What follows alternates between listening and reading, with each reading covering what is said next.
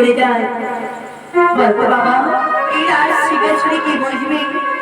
কে বাড়ি রাজ্য চালাবি? মই বাবারি, এই রাজ শিখেছড়ি বুঝতে গেলে কিছু কিছু জিনিস নিতে দরকার রয়েছে।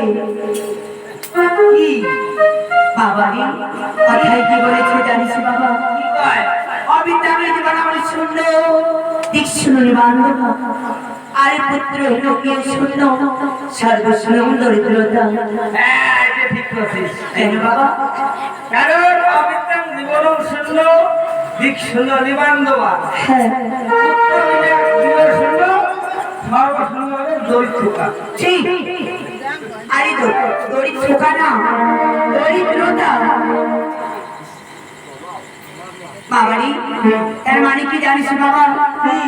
অবিদ্যাময় জীবন আমার শূন্য মানে যারই ভিত্তি কোনো জ্ঞান বুদ্ধি বিদ্যা নাই, যারই ভিত্তি কোনো সাধন ভজন নাই, তারই মানবিক কোনো জন্ম নিয়ে নিষ্ফল জীবন।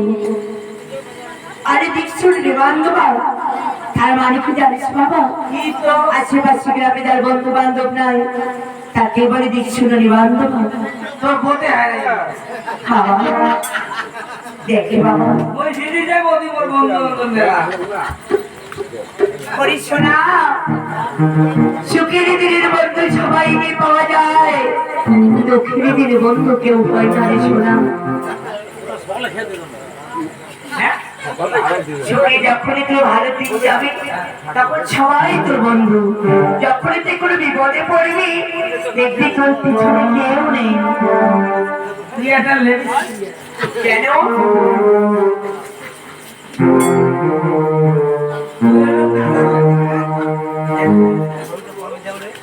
মই হলাম নাজার বেটা হ্যাঁ তেমন কোনদিন হবে বাবারি, হ্যাঁ মানুষের জীবনে কখনই কি হয়ে যায় এই লোক বলতে পারে না।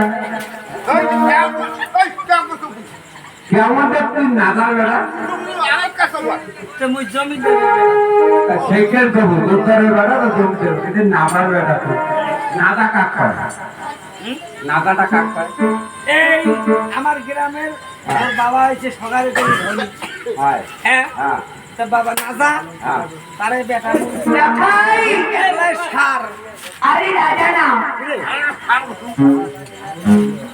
বলতে হয় রাজা, হ্যাঁ না জানা না জানা, বলতে হয় রাজা।